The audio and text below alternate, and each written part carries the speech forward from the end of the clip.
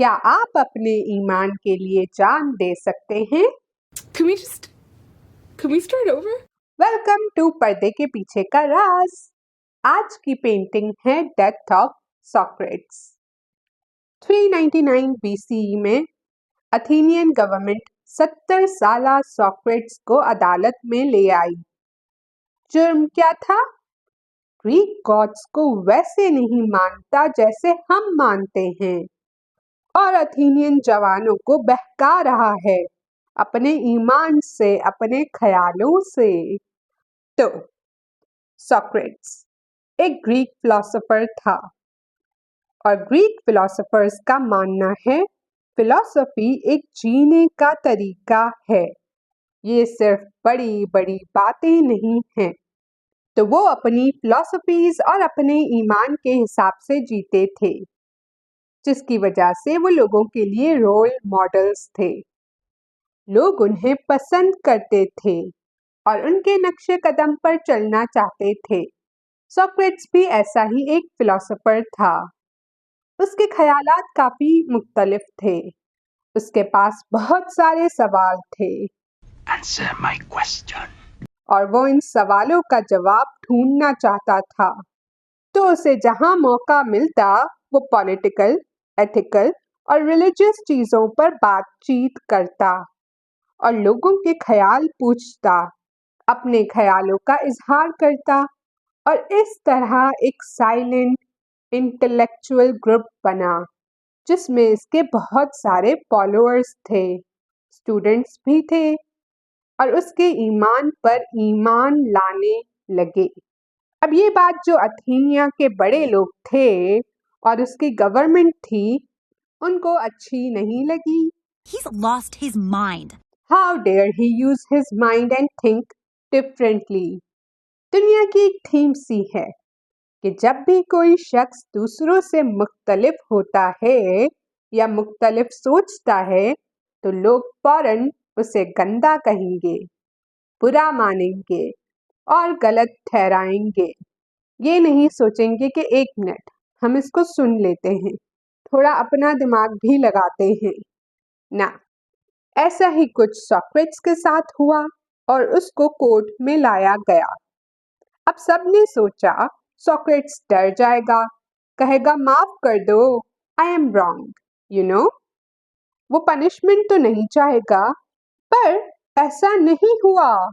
Socrates बहुत ही सुकून में था, अपने बिलीव्स पर पुख्ता था और उसने कहा चाहे जो हो जाए मैं अपनी फिलॉसफीज को नहीं छोड़ूंगा। So brave. अब ये जिद नहीं थी, उसका ईमान था। उसने कहा ये गलत काम नहीं करूंगा, मैं हमेशा सच की खोज में रहूंगा, फिर चाहे मैं मर क्यों ना जाऊं। अब ये सुन के तो सॉक्रेट्स को मुजरिम करार दे दिया गया। सॉक्रेट्स को कहा गया अपनी पनिशमेंट चूज करो। उसने मजाक किया, हा हा हा हा, पनिशमेंट, मुझे तो रिवॉर्ड मिलना चाहिए। और उसने इस बात का भी इजहार किया कि मेरी नज़र में मैं गलत हूं ही नहीं, तो मैं खुद को पनिशमेंट नहीं दूंगा। खैर, बात होते होते उसको दो रास्ते मिले, या तो अपनी फिलॉसफी छोड़ दो और लोगों से दूर कहीं अकेले रहो ताकि वो लोगों से बात ना करे और अपनी फिलॉसफीज आगे ना बढ़ाए, और दूसरा ऑप्शन था मर जाओ। अब चॉइस सॉक्रेट्स की है। आपको क्या लगता है, अगर आप इस जगह होते तो क्या करते? कमेंट करके जरूर बताइएगा। उसने कहा कि फिलॉसफी तो नहीं छोड़ सकता, तो मरना मंजूर है। अब उसको पॉइजन दिया जाएगा और उस मोमेंट की पेंटिंग है ये। बैक स्टोरी अब आपको पता चल गई। अब आए पेंटिंग को ध्यान से देखते हैं। सॉक्रेट्स एक स्ट्रॉन्ग इंसान जो अपने यकीन पर खड़े होते हुए बिना किसी से डरे मौत का सामना कर रहा है। वो परेशान नहीं है बल्कि एक पुरसुकून सी कैफियत रखता है। उसका एक हाथ ऊपर की तरफ इशारा कर रहा है, जैसे कि हेवन का बता रहा हो। शायद कह रहा है अपने फॉलोअर्स को, हम ऊपर जरूर मिलेंगे, डोंट यू वरी। उसका दूसरा हाथ जहर हेमलॉक की तरफ बढ़ रहा है, जो पीते ही वो मर जाएगा। जो शख्स हेमलॉक दे रहा है वो भी गमगीन है। वो सोक्रेट्स का फॉलोवर हो सकता है और वो उसको जहर नहीं देना चाहता, मगर वो मजबूर है और ये चीज उसे अंदर ही अंदर खाए जा रही है। फिर हम आते हैं सोक्रेट्स के दोस्त क्रीटो के पास। वो अपने दोस्त के पास बैठा है, उसके घुटने पर हाथ रखे हुए हैं, जैसे कि कह रहा हो, अभी भी देर नहीं हुई है। अथेनियन गवर्नमेंट को बोलो, तुम अपनी फिलॉसफी छोड़कर यहाँ से चले जाओगे। जीने की कोशिश करो मेरे दोस्त, मरो नहीं।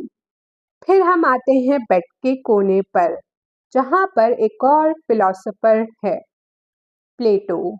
वो सोक्रेट्स की मौत के वक्त 29 इयर्स का था, यानी जवान था, मगर इस पेंटिंग में उसे बूढ़ा दिखाया गया है।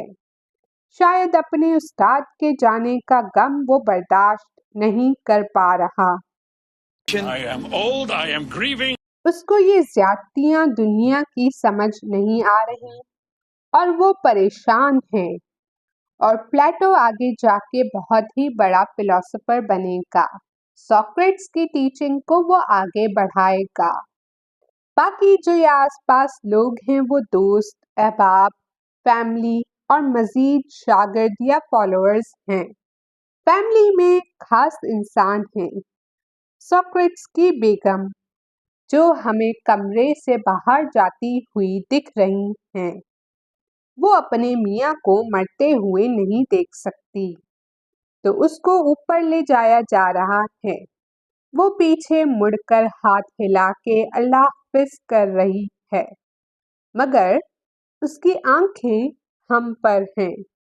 क्या वो हमें कुछ कह रही है?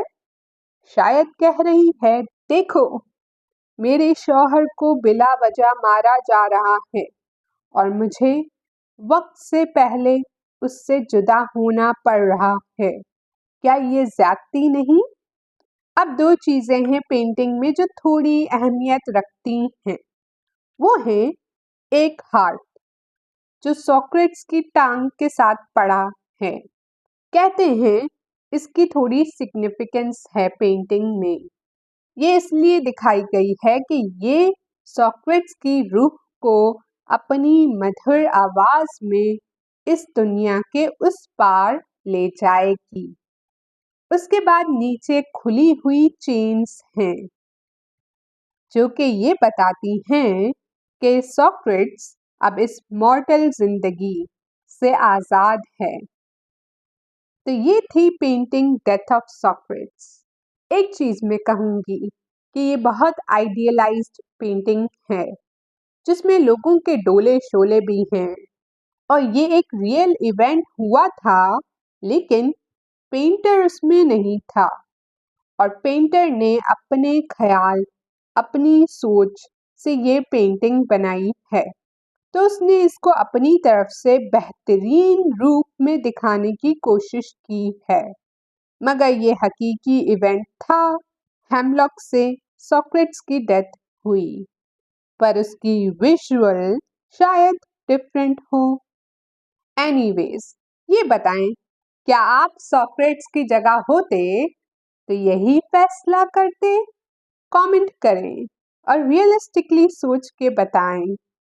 पुराने पर्दे के पीछे के राज के एपिसोड्स लिंक्ड होंगे डिस्क्रिप्शन बॉक्स में, जरूर देखिएगा।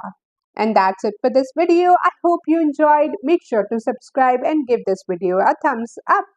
And I will see you guys in my next video. Bye!